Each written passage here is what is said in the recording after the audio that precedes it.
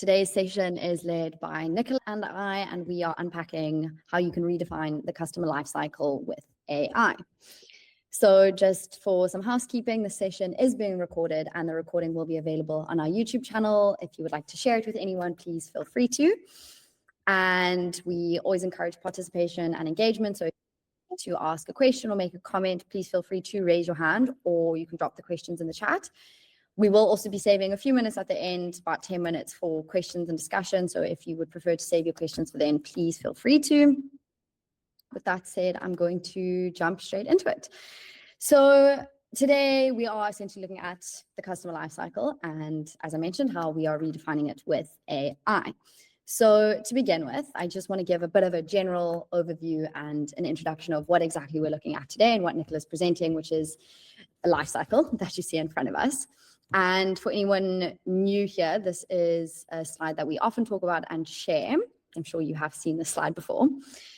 But just as a quick intro and a recap, when we talk about the customer lifecycle, essentially what we are unpacking is where a person sits in terms of their relationship with a business, a brand, or even a product. So in terms of your relationship with a business, you can be a new customer, or you can be a long-time customer, but within that business, you may be a long-time customer who is new to a specific product. And in that stage, you sit early on in terms of a specific product, while you sit within the long-term customer space to the business as a whole. A lot of businesses today explicitly manage their customers by life cycle stage. So you start off with as a prospect or maybe as a kind of person of interest, and then you move through these different stages all the way through to long-term loyalty. And as I mentioned, within that life cycle, you will shift between internal segments, teams, and departments within the business as a customer as you move along that life cycle. So to just unpack a little bit of the slide that you're seeing in front of us and to give you a general overview, we've got 4 stages. And the first 2 stages are discovery and engage. And within these 2 stages, it's important to make the note here that the individual is not yet a customer, meaning they have shown interest in you or you have reached out to them to spark some interest in them. And then they move through a phase where they start to engage with you more and they show more interest and they would like to become a customer. But it's important to note that they are not yet a customer. In the next 2 stages where we have activate and retain, the individual has completed a purchase. They have signed up for something. If you're a bank, maybe they've opened up an account with you and they have onboarded. If you are a telco, maybe this person has now bought a SIM plan or signed up for a contract, or they bought a new device on contract, something like that, and they are now a customer. So in discovery, the aim of the business here is to essentially find prospective customers. Either there's a group of people out there that are interested in you, or you would like to make them interested in you. So you need to deliver some form of interaction to push them into the next stage, which is then engage. And this is where you've now found the individuals who have shown interest in you and they have come to you in some shape or form, or you've reached out to them and now they are interested and they want to become a customer.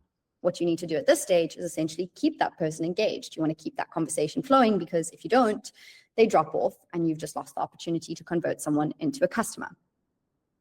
And the end goal of this stage is to then turn that interested person into a customer. That then leads us to the activation stage, which is once they've converted, they've completed the sign-up process or onboarding or something like that. They've paid, they're now a customer. You want to ensure that that customer begins to use your product or service and they start to realize that value. But also as the business, you want to start getting some form of value out of that customer. So now that this customer has signed up, you want value for them, but also from them. Then finally, we have the retention stage, which is once you've been with this business for long enough, whether it's a bank, a telco, a gaming company, maybe an online retail store. Once you've been with them for long enough, you have bought, you have multiple products, whatever it may be, you sit within the retain space. And the aim there is essentially to ensure that you never leave and that you stay a happy customer and that the business maintains that relationship. So given these different stages and the different kind of end goals and aims, businesses will treat people or future customers and current customers differently based on where they sit. So our aim today is to essentially say, well, how exactly do you deliver interactions that match each stage and guide people through the different goals and outcomes and journeys of each stage to then eventually get to a place where they are profitable and valuable customers. And because each stage is so different and each stage has their own aims and outcomes, every approach and interaction that you deliver is different. And you essentially need intelligence for each interaction or for each stage. And that's what we're looking at today. So before we jump straight into that and we look at the solutions, I do just want to make a bit of a distinction when we talk about customer engagement and interactions. This is something that we spoke about a few weeks ago, but just as a bit of a recap. A customer interaction is defined essentially as any form of communication or exchange or touch point between a business and its customer, or in this case, if we're looking at the whole life cycle, their prospective customers. So this can be an SMS that you put out, a website banner. Maybe it's someone coming to the website and you pull up a recommendation. Maybe it can be an in-app notification, an email, a phone call. We unpacked a whole range of elements of what goes into the perfect customer interaction, such as a touch point, the timing, the channel, and the tone. But what's important here is that an interaction is that single form of exchange between the business and the customer or prospective customer. Then we have customer engagement. And customer engagement is essentially all of these interactions. They form the building blocks of good customer engagement, because that is the ongoing two-way relationship and exchange between the business and its customers through all the various channels.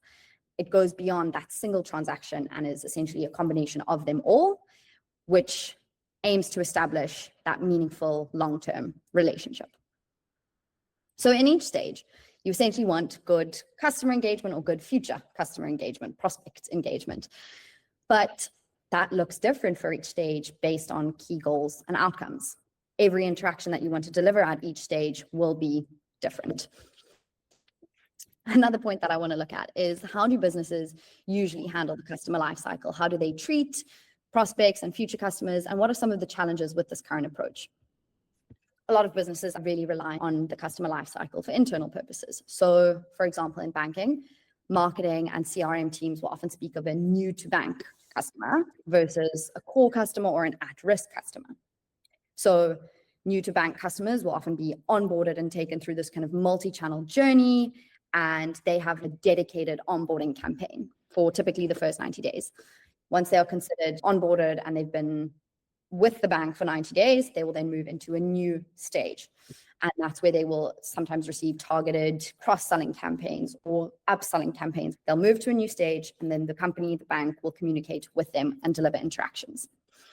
Telcos also manage their subscribers through lifecycle stages. So they will, same as a bank, often separate onboarding, activation, and long-term retention. So new mobile customers, if you've just signed up for a new contract, they receive kind of a setup guide and light or trial data packages, whereas someone who's an established customer, their communication or interactions often revolve around loyalty and rewards or incentives. So across enterprises or industries, the pattern is similar. Enterprises and businesses map customers onto these segments, and then they align their interactions, whether it's specialized marketing or service teams, to each stage.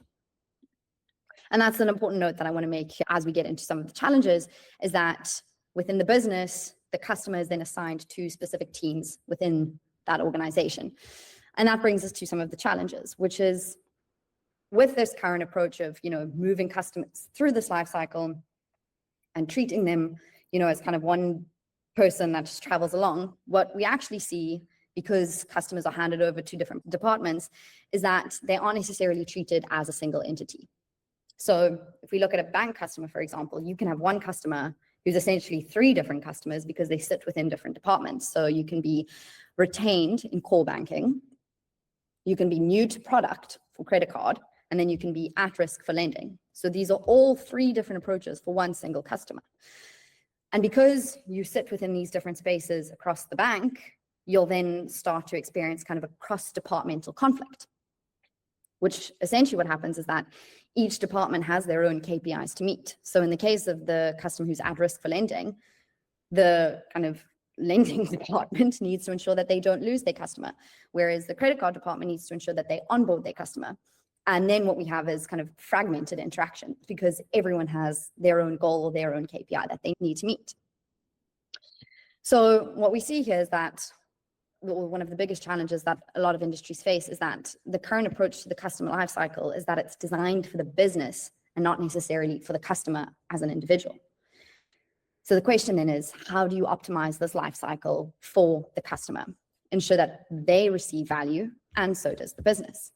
What does this look like? What do the different interactions, how do you engage the person? What is your approach? And what tools and solutions do you need? So that is essentially what we are unpacking today. And 2 points to keep in mind as we go through these stages is that you want to look at, number one, ensuring you converge on behavior, the behavior of the customer at each stage, not the static definitions of each stage or each segment. Second, it means that each stage demands its own intelligence, and you need tooling that works stage by stage, which is exactly what we're going to unpack. So I am going to hand over to Nicola, and she is going to take us through the first stage and the first solution, which is discovery. Should I take over screen share, Nicola? Yeah, I think if you can show Cool. the website. So that was also kind of another reason why we decided to host this meetup, is kind of as a soft launch of our new website. So this kind of like discovery through to retain approach is something that we've been talking about for a long time, but we only recently thought about how we could use it more explicitly and actually map our own solutions onto each stage. And we thought that was particularly like pertinent because enterprises very clearly have departments divided up and people who are wanting to achieve discover goals, achieve engage goals. So it just made sense to kind of show how our solutions map onto these stages. So I'm going to be talking about the discovery stage. Maddie, maybe you can just go through to the intelligent discovery stage. So yeah, to just talk about this a bit more, this is about when a business is looking to expand their customer base and they're looking into unknown territory. So they don't know who these customers are. They have no data about these customers. So it's defined by uncertainty. And the end goal of the stage is to convert sort of unknowns into prospects, but also prospects that are going to last. And I'll touch on that a bit later. But one big problem that businesses face in this stage, in the acquisition stage specifically, is that there's a very high cost and the corresponding wins are quite low when you consider how much money is put in. So if you consider credit unions, apparently the member acquisition cost is around $428 per customer. And then for retail consumer banks, that's about $561 per customer for member acquisition. So that's a huge amount of spend per customer. And it's primarily because banks rely on relationship-based marketing, which focuses more on personal interactions and building trust and rapport, which is very resource intensive, takes a lot of time. So the main issue that you're faced with here is that there's this huge amount of investment that's needed to make discovery successful. And then at the end of it, you're not guaranteed it being successful at all. So the solution that everybody turns to is like, how can you automate this? How can you make this cheaper? How can you make it less resource intensive? So we have been considering this for a very, very long time. And we've thought about how onboarding a customer is actually far beyond just getting them into your business. It's also about doing it in a way that sets them up for a relationship that has a kind of long-term trajectory. So you need to make sure that they are brought in, but then are brought in a way that they still feel enthusiastic about continued engagement with your business. So if you think about, let's just remove it from tech and business terms for a second. If you walk into a grocery store and you see someone in the grocery store that you think looks interesting and you want to strike up a conversation with them, you consider, like, what do you know about this person? You don't know anything about them. You have no historical background. You don't know where they live. You don't know what their personal interests are, what their hobbies are. But what you can consider is the current context. So what you do know is that the person is in the grocery store and you can see that they're doing some shopping. And then you also can observe some surface level details about them. So you can probably like deduce from looking from them, like what their gender is, how old they are roughly, maybe what their ethnicity is.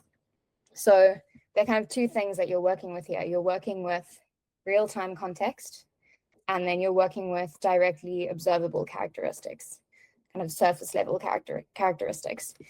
So those surface level characteristics are very important. And the way that we think about it in our terms is a societal view. So in a digital space, you probably won't kind of be afforded the luxury of being able to observe what a person's gender or race or age is by looking at them.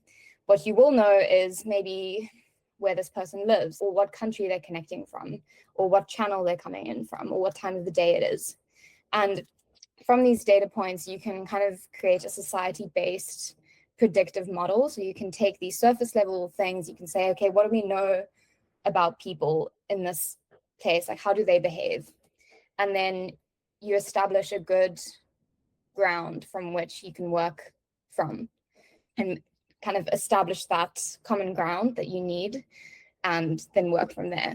And then the second really important thing is being able to learn from real-time context. So once you're able to establish an interactional engagement, like once you're able to start a conversation, you need to be able to kind of receive their responses, interpret them, and then adjust your beliefs about the person and update your knowledge about the person as you're in conversation with them. To automate that, you need models that can do that. And our version of that is dynamic learning.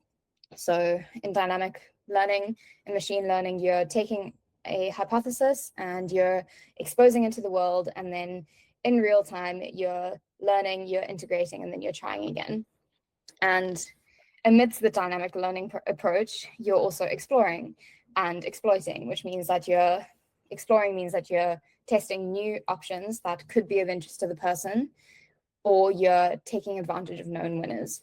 So that is under a module that we call dynamic experimentation. So that's part of the kind of discovery stage. These are all the modules that we think can help with getting people to onboard. So I've discussed dynamic experiments. Another one is real-time recommenders. So you're making recommendations in real time, and then you're taking current context into account. So you're thinking about geolocation, you're thinking about time of day, you're taking the most recent action that they've just taken, and then producing a recommendation based on that. And then depending on what their response is, you're learning dynamically and updating your next recommendation. So that's also very useful for kind of more sequential journeys that you're taking the customer through. So if you know that they're going to pick one thing, you can make a good estimate about what the next best action or message or product is that you should recommend. And then there's also dynamic messaging. So it also has this dynamic learning undertone, but it's got to do with the messages that you're sending to people. So what is the tone of the message? What's the content of the message? What behavioral approach are you using in the message? And then you'll have to update those approaches as you receive responses. So using all of these solutions, end goal is to convert this unknown person into an enthusiastic prospect who you know is going to continue engagement throughout the engagement stage, so that the investment that you put into discovery is worth it in the end. So yeah, I'll hand over to Maddie to talk about the next stage. Thank you. I think I can just click right here and it'll take us there. There we go. Okay, so thank you, Nicola, for taking us through the beginning stage. So as Nicola mentioned, the kind of main aim is that you want to take this interested person and really maintain or kind of funnel them through to that onboarding stage where they want to be there and they want to come and, you know, do business with you. So the main aim here then is to kind of keep that engagement going and then push the customer or the future customer prospect towards becoming an actual customer. So obviously, as I've mentioned there, the person, this individual, is not necessarily a customer yet, but they've shown the intent and the interest to become a customer, meaning they may have started the onboarding journey, or they're looking at pricing options, comparing accounts, doing those types of actions, and you now want to get them to convert and complete the sign up, complete the journey. So your aim here then is essentially to deliver low risk interactions. So instead of saying buy this account right now, you want to say compare these accounts or compare some plans, whether you're a bank or a telco. But it's important that the interaction feels low risk. You want to educate and inform this person about the options available to them. Thank you, Kathy. Thank you so much for joining. So you want to start building rapport and trust with this individual. And you can do that through, low risk interactions, educating and informing them, and then guiding them through an onboarding journey that gets them to complete a specific task in this instance, like, complete a sign up, open up a loyalty card if you are in the gaming space, or, open up an account in banking. But what's most important here, given these different aims or goals that you can achieve, is defined by the fact that the individual goes from being a kind of prospect and being interested to becoming a paid customer or becoming a paying customer. They have paid and completed the sign up. So what are some of the challenges at this stage? Is similar to the discovery stage, it's quite difficult to know this individual. As Nicola pointed out, to know someone at such a broad level, specifically digitally, it's difficult to know who they are. And now as they've come to you and they're showing interest, what you do know is how they engage with you through different digital channels. And as they are engaging with you in this process, you start to get a little bit more information. It may not be vast amounts of customer data, but it's important that we're moving to a stage where we're getting to know more about this individual. But even then, we don't know an insane amount about this customer. What a lot of businesses end up doing is that they engage a type of mass average customer, and they look at you at this collective view. You are looked at kind of on this broad scale instead of as an individual within a collective. And as a result, what happens then is that a lot of messaging starts to sound a little bit generic, and you send sort of the same thing to people who have different needs or who have come to you for different reasons, and they have different preferences and behaviors. Sometimes businesses will reach out at the wrong time. Sometimes it's too early or too late. Sometimes it's too often or not enough. Another challenge is that a lot of channels, or all the different channels, tell a different story, and none of them are necessarily coherent. So the website, someone who's interacting through the website or came in through SMS and has now gone to the website, may be receiving different messages or different types of interaction, and that fragments the whole experience. Sadly, once you finally understand what this prospect wants or needs, the system or the way you engage with the person, you haven't updated in real time or updated quick enough to improve interactions, and then the person's moved on. So at this stage, most importantly, companies, businesses, banks, telcos, whatever it may be, should be rapidly learning about this individual and then converging, experimenting to see what works, what doesn't, and then improving and adapting. Most importantly, in real time, as the customer is with you and they're interacting. What often happens is that the data is collected, it sits, and then it's not meaningfully interpreted in real time, and there's no kind of recovery if something goes wrong. So if a customer drops off, there isn't this attempt to re-engage them. Essentially, the journey ends. So there's no kind of contextual follow-up. And a lot of systems don't necessarily track why someone has dropped off. So then in that instance, the re-engagement just feels generic. So at this point, then the business will have lost a potential customer, which is a big problem.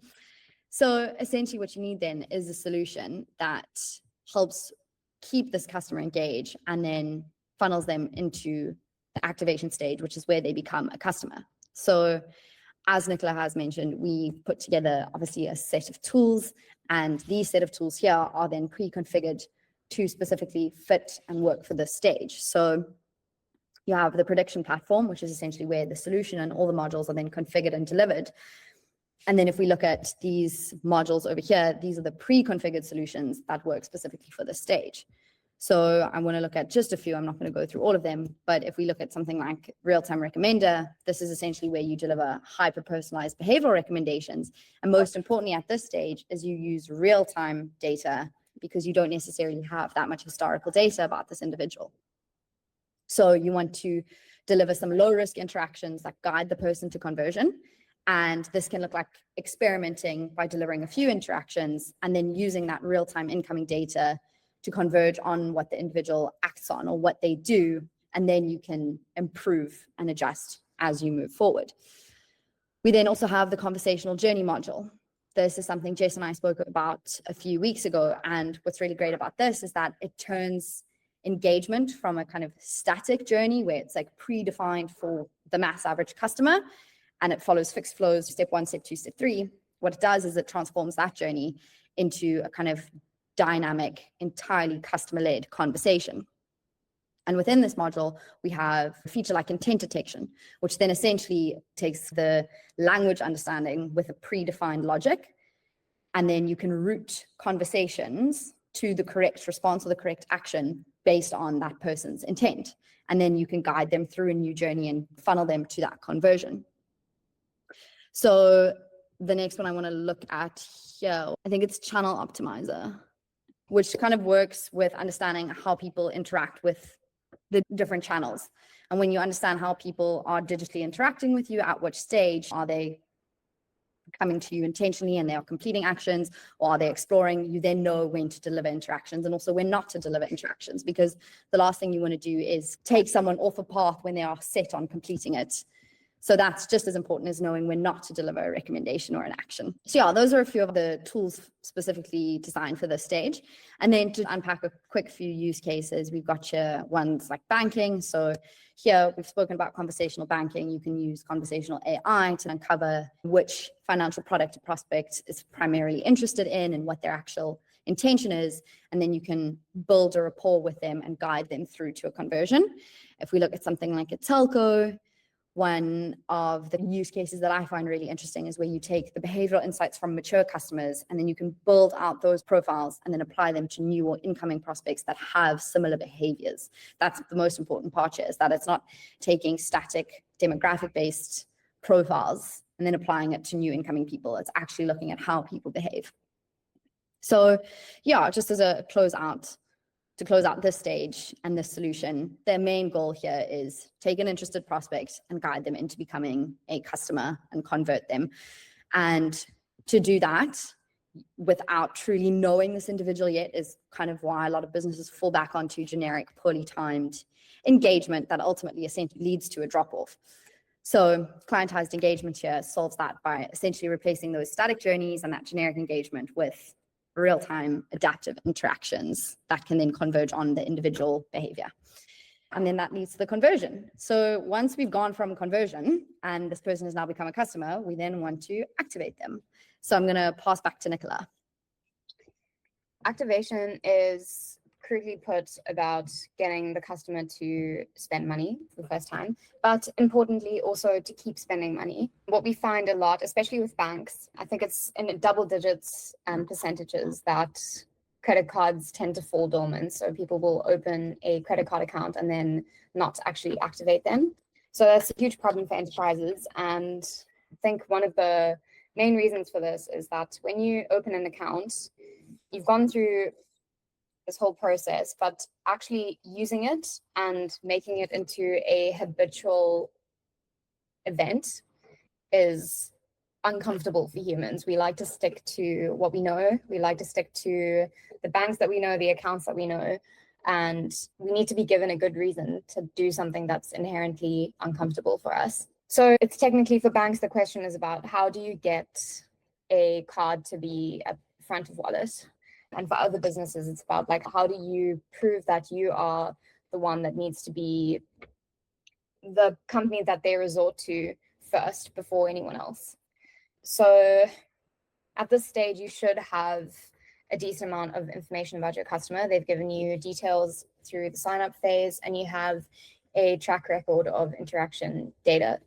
And even though most institutions actually have access to this data, they still tend to apply kind of blanket engagement to their customer base, mostly because it is just so complex to conduct effective hyper-personalization. So what we've identified is that in order to generate the sense of urgency that you need for a customer to take action, you need to move away from the kind of societal and collective and more towards the individual.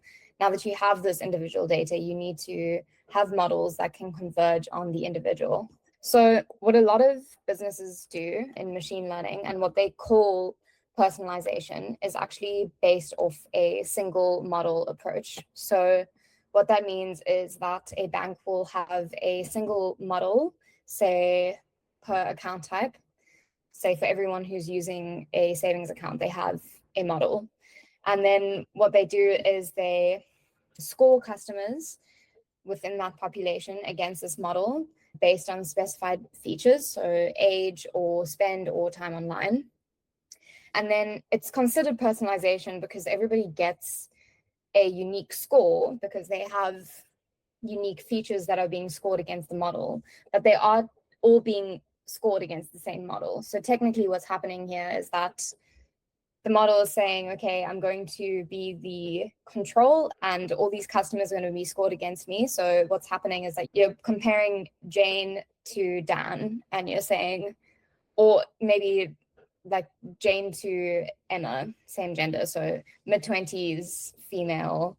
How does this mid-20s female behave compared to this one? And because this one behaved like this in December and spent money on these things, I can probably predict that this woman will also spend money on these things in December.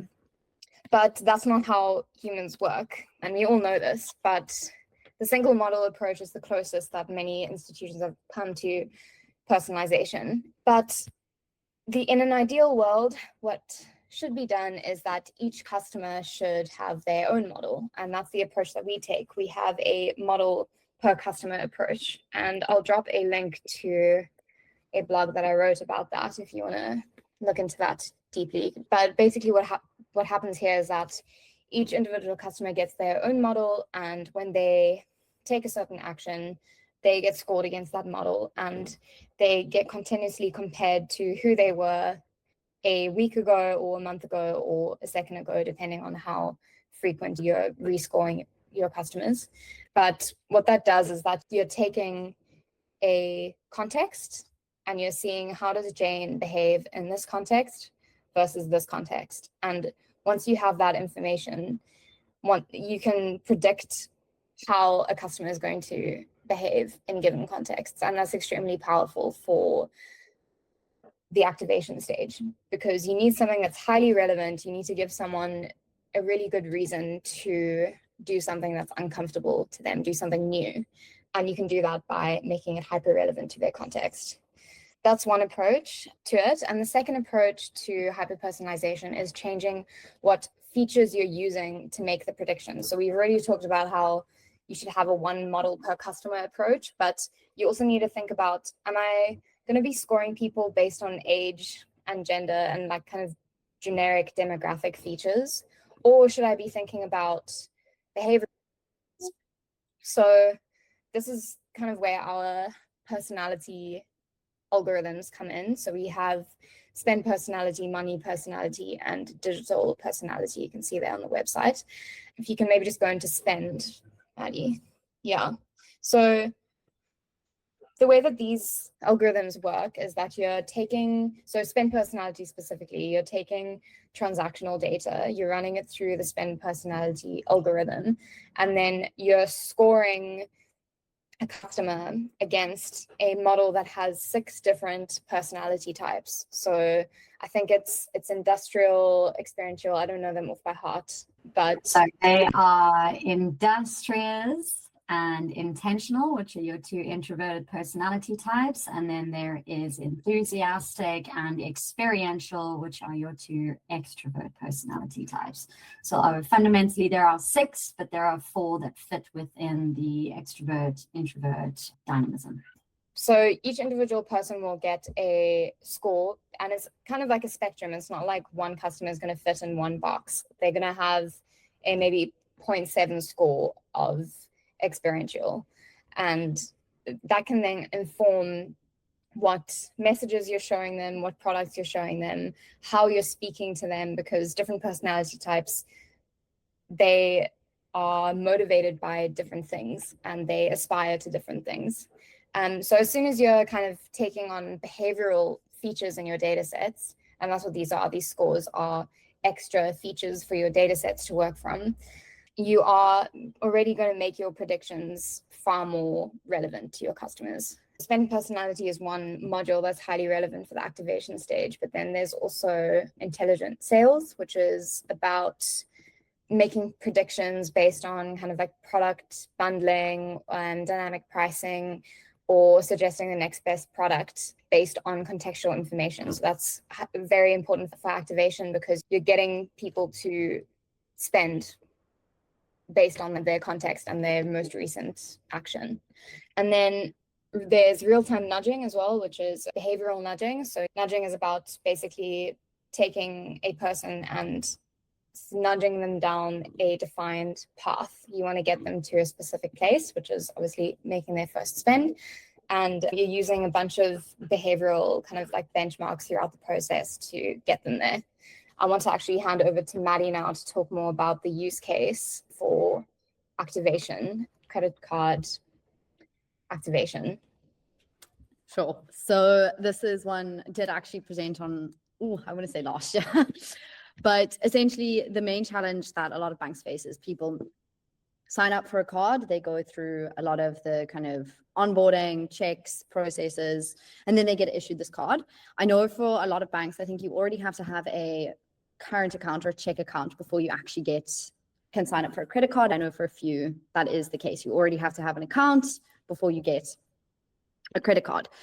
So customer goes through this whole process, they sign up, they get issued the card, and then they never activate it. Either sits in their drawer or their wallet. I know on some apps you actually have to click activate, or you have to go in and change the PIN, or sometimes you can just start tapping. I remember Jess said when she first got her credit card, they phoned her and then they had to guide her through the whole app process to get her to activate her card. But that was just one approach that some businesses take to get people to activate the card, is that they will quite literally phone you. In other instances, there will just be radio silence. And they won't nudge you. They won't say, you have this card, you've just signed up for it. And the reason that that's quite a problem for a lot of banks is that, one, the cost of acquisition, as Nicola mentioned, is quite expensive. I mean, I think that's just getting the customer. But then if we talk about all the onboarding and kind of maintenance fees that it takes to get a customer to sign up for a credit card, it costs money. So you need to be able to recuperate those costs. You also have to, the bank, it costs money to keep that credit facility open and available. Also maintaining the kind of the cost of capital. So leaving that money aside for that customer to potentially spend means that money just sits aside, whether they spend $100 or $10,000 or whatever their limit may be, it has to sit there, and then the bank's not using that money to make money. So there are a lot of costs associated with not having an active card user. And the reason that a bank wants you to be an active card user is because there's interchange fees and they get money every time you tap. So the question then is, how do you deliver the right interaction to get this customer to start spending on that card? That's what she was talking about here with spend personality, is if you want to suggest, say, you have this card, start using it, you want to communicate that in a way that resonates with a certain spend personality. I also can't list them all, but I remember when I was doing this presentation, I think it was the introvert personalities, or the industrious and the intentional. They don't like to be rushed, and they also don't like exclamation marks and urgency. So you don't necessarily want to send a message that says, activate, use your card right now. That's not going to resonate with them. If anything, it's going to kind of push them away from that. Whereas for someone like an experiential, that messaging will work. You can also pair that with the type of incentives that you want to deliver, or the rewards or points that you want to use as an offer to get someone to activate, whether it's travel rewards or savings, cashback, whatever it may be, different rewards and align with different personalities. So you want to be able to match those rewards and that messaging and the type of communication, whether it's a nudge or a recommendation or an offer, to that personality. And that's then how you use the module to drive activation and get that person to tap their card. So Nicola, that's the use case. Can I jump straight into retention now? Have you closed off this stage? Yeah, you can go for it. Okay, so I can just click here and the website flows so nicely. So now we are in the retention stage. So at this stage, the customer has been with the business for a while, varies based on whatever the business decides, whatever their logic is. So I know in banking, as I mentioned earlier, it's about 90 days or 3 months. You sit within that new to bank stage. And then after that, you move into short-term churn prevention. And then after that, you move into, I think it's like 12 to 24 months, you move into the long-term retention space. It obviously varies for different industries. So at this stage, most importantly, the business, bank, telco, gaming company, whatever it may be, wants to maintain a strong relationship with that customer, and they want to prevent the customer leaving. And to do that, it requires a very careful balance of the right engagement efforts and the right level of value delivered. So a couple of your aims during this stage to to allow them to get the most value out of the product or service that they've come to you for, and to ensure that you get value out of the customer, is you want to cross-sell and upsell, so sell them different products or upgrade them to a new plan or a new card tier, loyalty tier, whatever it may be. You want to maintain trust. You want to deliver high-value interactions. Obviously, you don't want them to leave you. And you also want to guide people, educate them. If it's in the case of a bank, you want to be able to offer advice, maybe guide them towards savings goals, or if we're talking about spend personalities, help them achieve a certain goal in the best way that works for their spend personality. Another important aspect of the stage is that you can use mature customer profiles to then inform how you can acquire other new customers that sit within that discovery stage. So what are some of the challenges at this stage? Similar to the beginning stages, it's not what the customer actually needs or wants given their context. But the difference here is that you don't have that information because they aren't your customer yet. But in this stage, you do have that information. Whether it's a bank, you have vast amounts of transactional data. If you're a telco, you know how they use their data or how they buy their contracts, you know information about them. You have that sitting there. But in a lot of businesses and organizations, it's actually difficult to understand what all of that means. What is the behavior? What is the context of the customer? How do they like to engage? What are their changing behaviors given their changing context? You want to be able to understand this customer at such a deep level, and sometimes that's quite difficult. It then means that you communicate with them in a way that feels disconnected. So if you look at the discovery stage, let's say you have tens of millions of people that you need to talk to. You then narrow that down to the customer retention stage, and you've maybe got 1 million. It's still 1 million people that you end up treating as this kind of mass average individual. So what then often happens is within the stages, you often stop communicating with them. There's maybe kind of radio silence, or there's over communication and you sometimes spam them. What also happens here sometimes is churn prevention is often reactionary. Nicola did put out a blog to this, which was about how churn is like divorce. And a lot of companies handle it like after the fact. It's like trying to prevent the divorce while it's happening. So it's reactionary instead of proactive.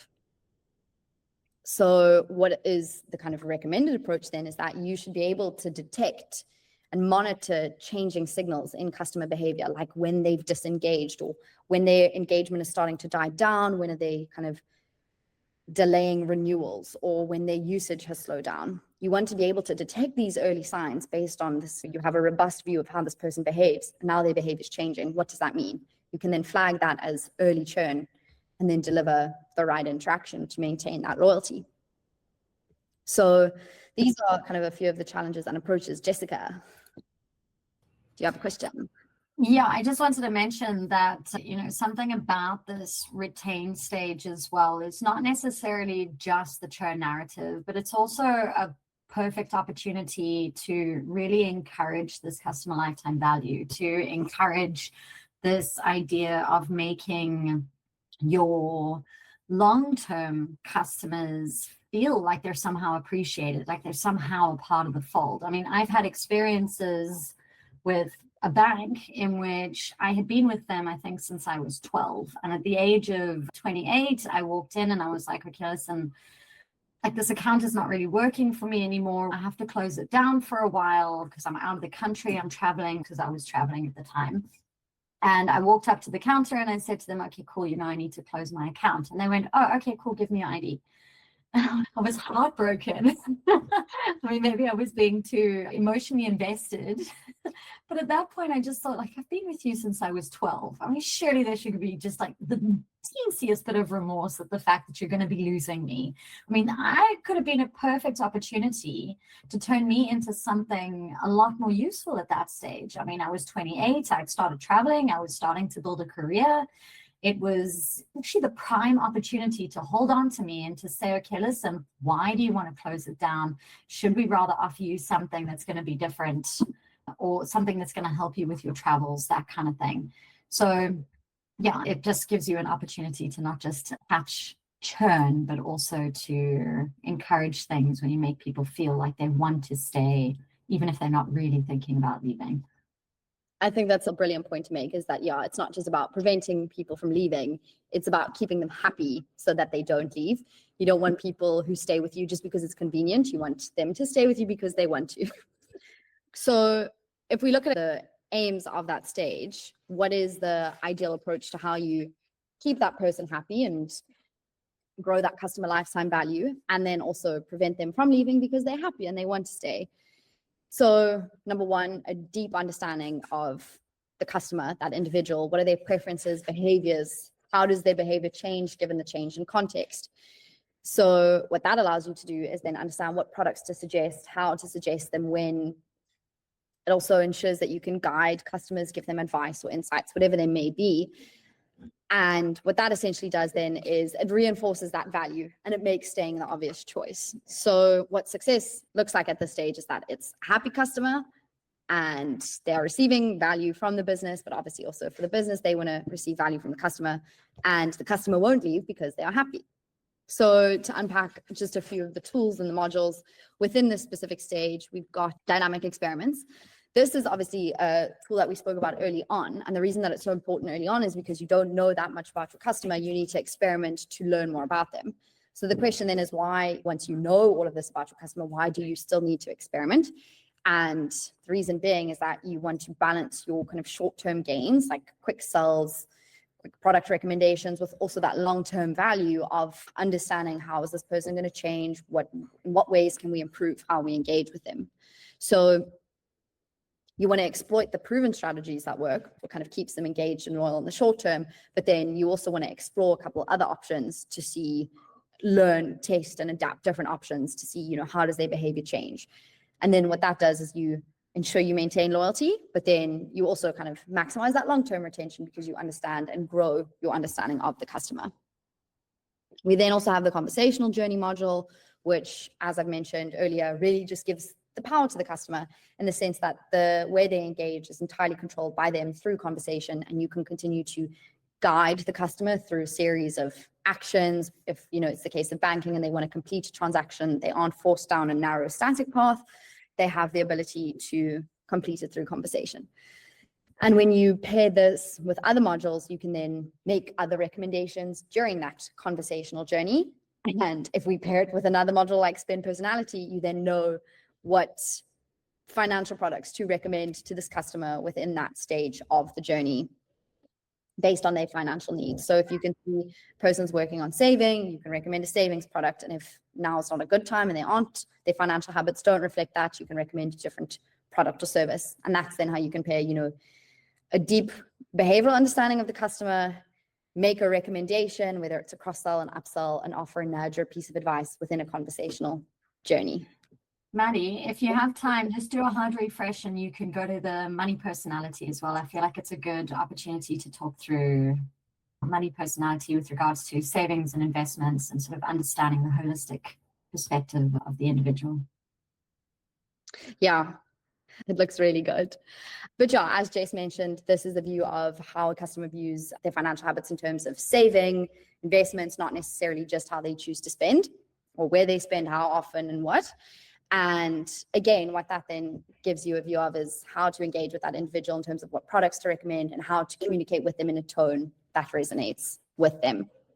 Sorry, Jess, I don't want to spend too much time here because we do have 2 minutes and we still have to get to, Nicola's got a bit of a kind of little bit more to unpack. I'll quickly just jump to a couple of the use cases. If we look at things like banking, something that I think is really cool is you can detect behavioral drift. So as a person's habits change, you can then ensure that you spend personality to understand that you are speaking to the customer in the moment today based on their financial habits, not just who they were yesterday.